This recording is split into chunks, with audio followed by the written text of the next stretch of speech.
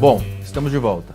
Mulher grávida, passando mal, na entrada do condomínio e o porteiro olhando aquela situação. O que ele deve fazer? Então, uma boa pergunta, vou fazer... Porque pode ser uma isca. Pode ser uma isca. Então vou fazer... A gente já fez simulação com falsa grávida passando mal na porta do condomínio, já fizemos simulação com um garoto que chegou como se ele tivesse sido assaltado e brigado e estava com um pouco de sangue, pedindo para entrar no prédio, por favor, me deixe entrar. A principal função do porteiro ou do vigilante ou do controlador de acesso no prédio é cuidar da segurança do prédio. Então, ele tem que deixar essa mulher entrar, que ela está passando mal? Não. A gente fala, pô, mas o que ele faz então? Se ele não fizer nada, ele está cometendo um crime. Sim. Tá? Por quê? Porque ele tem que tentar socorrer, senão ele não está socorrendo a pessoa. Ele é médico? Ele é paramédico? Ele sabe o que ele vai fazer? Não. Ele liga para o resgate, avisa que tem uma pessoa passando mal e chama o resgate, ele já fez a função dele. Infelizmente, a gente vive numa selva de pedra, a gente vive com um medo tamanho de assalto. Já houve assalto com essa modalidade, já houve assalto, como foi bem falado aqui pelo meu colega, com garotos menores de idade e tudo. Então, chegar um garoto correndo, desesperado, porque ele acabou de ser assaltado e pedir para entrar, o máximo que você pode fazer é ligar para a polícia. Você pode chamar algum resgate, chamar alguma coisa, mas você não vai abrir o seu prédio para ele entrar. Como provavelmente você não abriria a sua casa para a pessoa entrar. Então, a primeira função dele, ele foi contratado lá para cuidar de segurança, para cuidar do controle de acesso. É chato, mas essa é a realidade. Ele vai cumprir com o papel dele, ele não vai fazer omissão de socorro, mas ele não vai deixar entrar. Porque pode ser um golpe e esse golpe pode virar Esse golpe pode virar e entrar uma quadrilha inteira e fazer a arrastão no prédio inteiro. E por que ele deixou entrar? Agora, também, se ele deixar entrar, ele não sabe o que fazer com ela. E para ele ainda deixar entrar, se ela está passando mal, ele não só tem que abrir o portão, essa é um modus operandi muito inteligente do bandido, porque ele não vai só abrir o portão. Ele tem que abrir o portão, sair da guarita, muitas vezes ele vai estar saindo de uma guarita blindada, que está dando segurança para ele, e ele vai se expor. Acabou. E ele vai ser rendido. Então, na prática, o que a gente vê é falta de estrutura na portaria. Então, se eu fosse chamar muito a atenção, a primeira coisa que eu falo para o porteiro, eu falo assim, pede apoio. Você sozinho não vai resolver uma situação de crise na portaria. Então, fala com o teu zelador, é de noite, vai sobrar para o síndico. Então, ele tem que pedir, ele tem que ter esse apoio de uma outra pessoa. Ele sozinho não vai resolver o problema. O que eu vejo de falta de estrutura? Então, a mulher grávida que às vezes chega na entrada do condomínio, se eu tivesse na minha estrutura de portaria o banheiro, dentro ainda da clausura, esse banheiro serviria para uma pessoa que eu estou recebendo, para essa situação que pode ser uma simulação, para o entregador também utilizar naquele momento que ele está ainda sendo autorizado, se confirmada a autorização para entrar. Né? Tem um banheiro dentro de uma clausura. Mas os condomínios têm adaptado isso. Quando se chama um especialista para melhorar a portaria, uma das medidas que nós temos feito é verificar se na recepção eu tenho uma estrutura de sanitário. E dividir a entrada de morador da entrada de prestador de serviço. Essa divisão, além de melhorar o controle de acesso, vai facilitar essas situações do dia a dia, em que ele se acha que está atendendo uma pessoa e ele pode estar sendo enganado. Então, pedido simples, eu vou lavar minha mão aí dentro, onde que eu lavo a mão, eu posso ir no banheiro agora, e ele perdeu o controle porque está ali na portaria. Então, se eu tivesse essa estrutura na portaria, seria adequado. Mas numa reforma... Não atendo. Não atendo, então eu tenho que segurar a pessoa ali na clausura ainda. Eu posso até, por exemplo, tirar a senhora grávida da rua e colocar dentro ali da minha clausura. O que eu não posso é liberar o segundo portão. E, de novo, sempre com apoio. Não adianta falar que eu falo geralmente para o porteiro assim, boa aparência não quer dizer uma pessoa com boas intenções. Então, esse discernimento de pedir apoio e não decidir sozinho tem protegido os casos concretos. Newton, controle de acesso depende da pessoa, o porteiro conhecer muitas vezes o morador, né?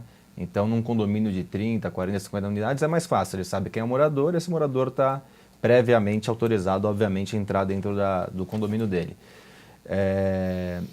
condomínios maiores, como fazer esse reconhecimento, esse reconhecimento dos moradores? Sim, muitas vezes tem porteiro que trabalhou lá sempre de noite e nunca viu um morador, porque esse morador nunca entrou de noite ou saiu de madrugada. Então, um condomínio muito grande e que é muito difícil o controle simplesmente visual pela face, o que normalmente, primeiro, não todos os condomínios têm o que a gente gostaria que tivesse, como nem todos têm eclusa e tal. Se o condomínio tiver uma eclusa, por exemplo, de veículos ou uma eclusa de pedestres, concordo que o morador possa entrar no primeiro portão sozinho, com o controle dele, por exemplo, ou com tag ou com o que for, mas que ele não pode passar do segundo portão. Porque quem está autorizado a entrar no condomínio não é o carro, é o morador. Para entrar no segundo portão também não adianta ele simplesmente abrir e olhar, porque o porteiro não conhece, tem 3 mil moradores nesse condomínio. Então aí a gente tem que usar de tecnologia. Pode ser uma tecnologia de biometria, ele abriu, colocou o dedo dele, pode ser uma biometria, uma tecnologia de reconhecimento facial, pode ser uma tecnologia de um cartão de proximidade. Quer dizer, o ideal seria uma tecnologia que você não tem nem como passar para ninguém. Por exemplo, biometria seria uma tecnologia muito boa e que você tem certeza que é o morador, aí ele pode entrar no segundo portão. Se for num portão de pedestres, você tem que ter o cadastro de todos os moradores. Tem prédios que tem biometria, aí você não precisa se preocupar com nada. Ele entrou no primeiro com biometria, ele entrou no segundo com biometria, só pode ser ele. Sim. Ele não pegou o dedo emprestado de ninguém. Mas sim, uma falha grande em muitos condomínios é tag para entrar no prédio. Quando eu digo para entrar no prédio, é passar pelos 2 portões. É muito mais fácil. Eu tenho o tag no carro, abri o primeiro portão, estou pensando ainda que tenha 2 portões, tem intertravamento, abriu o primeiro, fechou esse primeiro, abriu o segundo, o carro entrou. Só que o bandido pode roubar um carro do próprio de um condomínio para entrar no condomínio quando ele percebe de que o carro está autorizado a entrar. Então tem que se usar de tecnologias, cada vez tem mais tecnologias e cada vez elas estão mais acessíveis. Ele tem que usar de tecnologia para ter certeza de que quem está entrando no condomínio é quem está autorizado a entrar. Se fosse falar alguma coisa para o síndico, eu diria o seguinte, que aonde nós implantamos no passado tecnologia de cartão de proximidade de teclado, hoje nós mudamos para a biometria. Porque a biometria tem uma vantagem no segundo portão. Ela permite que o porteiro veja quem está conduzindo o veículo. A biometria também me permite o botão de pânico, com a troca do dedo no acesso. Se eu tenho esses recursos no condomínio, principalmente como nós falamos agora de grande porte, vai facilitar a ação do porteiro. Mas a gente tem que lembrar também que muitos condomínios trabalham com empresa terceirizada. Então falta uma ação do síndico de definir o perfil do profissional que vai trabalhar na unidade dele. Então eu tenho orientado o síndico, inclusive no nosso curso lá do síndico profissional, para que ele defina o perfil junto com a empresa. Qual o perfil? É aquela pessoa que é o profissional. Ele fala assim, eu sou porteiro, essa é a minha profissão. E ele não é uma pessoa que está aproveitando o momento para trabalhar naquela empresa e daqui a 6 meses ele vai ser trocado e eu vou ter um turnover alto. Então, uma outra ação de gestão dentro do condomínio, além do uso de tecnologia, é de definir o perfil desse colaborador e até participar da seleção, dando opiniões, daquele profissional que vai trabalhar na sua unidade. Porque, na verdade, ele vai cuidar da sua segurança. Eu tenho que dormir tranquilo, não é? Sim, e reforçando, acho que assim, não adianta a gente investir em tecnologia ou trazer a melhor empresa se a gente não tem o profissional treinado e com procedimento. A tecnologia, ela auxilia, mas a maior barreira que eu tenho ainda hoje, na nossa realidade, é o ser humano.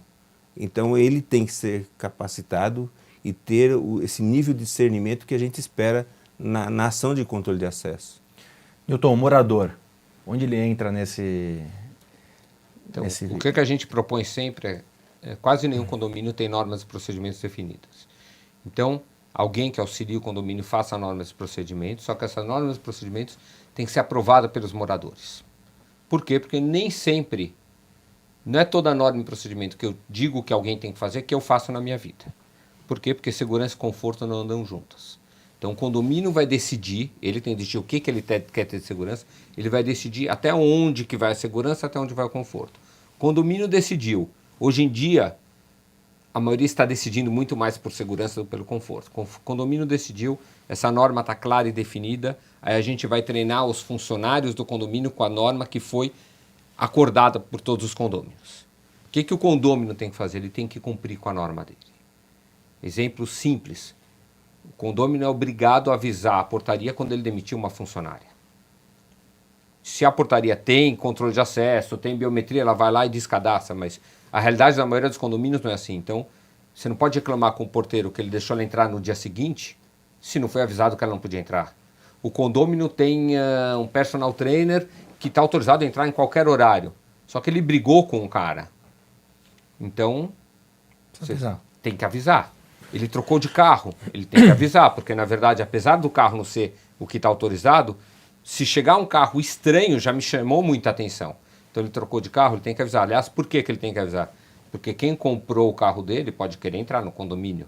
Estou dando pequenos exemplos. Ele tem que entender se a mãe dele, que não mora no Brasil, ou que não mora em São Paulo, está chegando e o porteiro nunca viu, a função dele é deixar essa mãe do lado de fora, porque ele esqueceu de avisar que a mãe dele ia vir e que estava autorizada a entrar.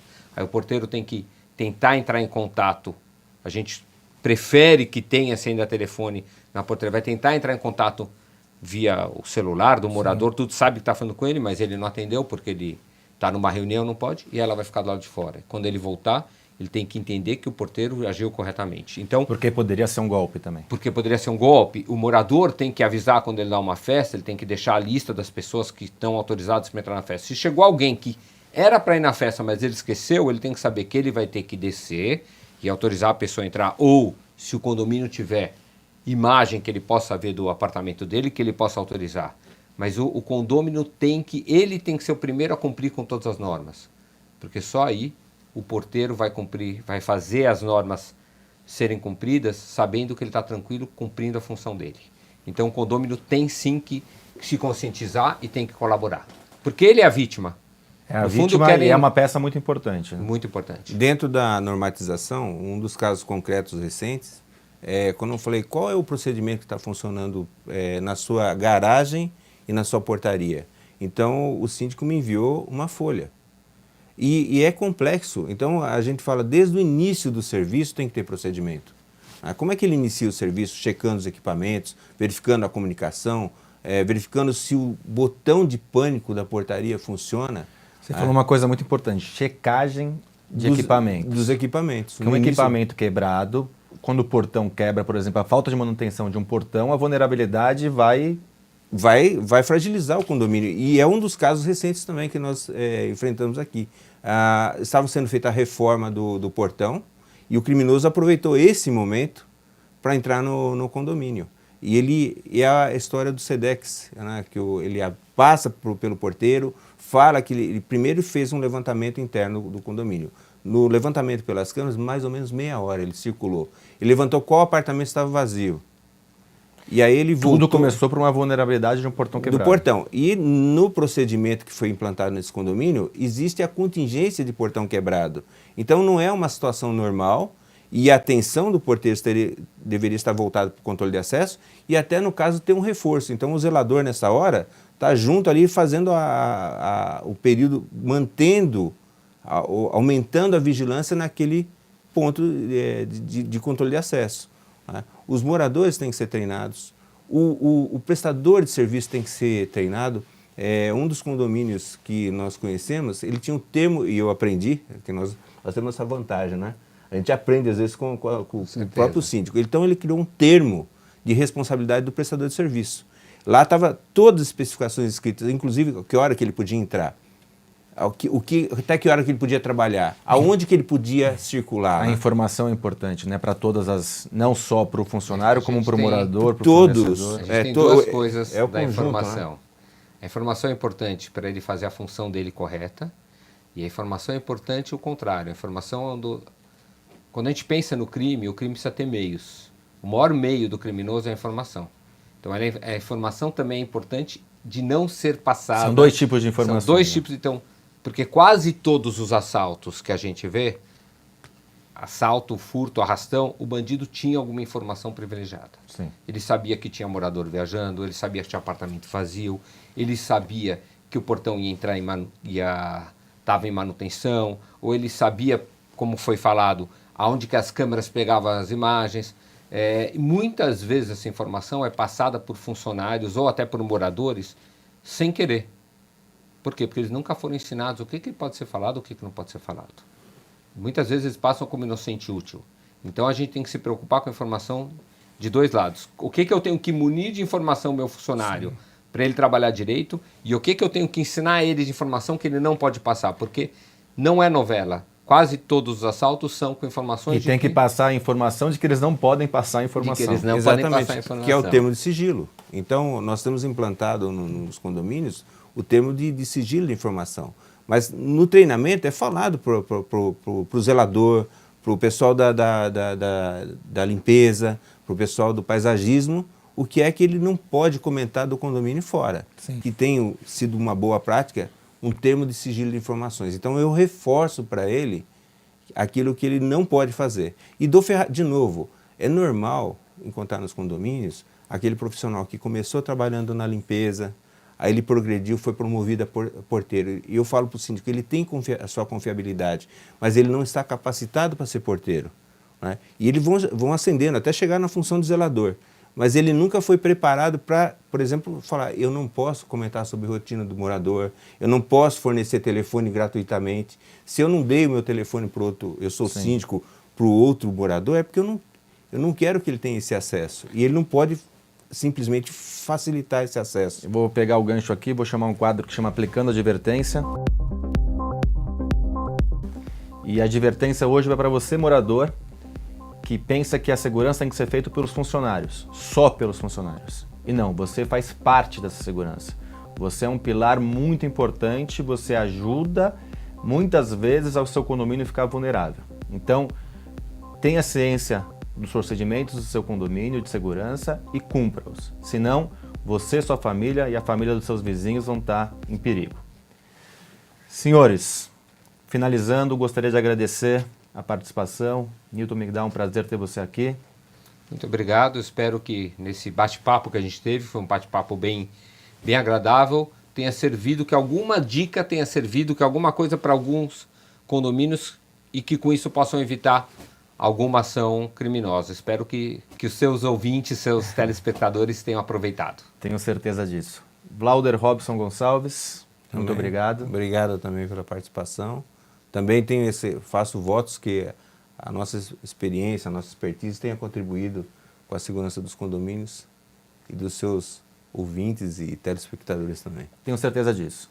Não deixe de seguir o nosso canal do YouTube e fique antenado com as principais informações do segmento condominial. Nos vemos semana que vem.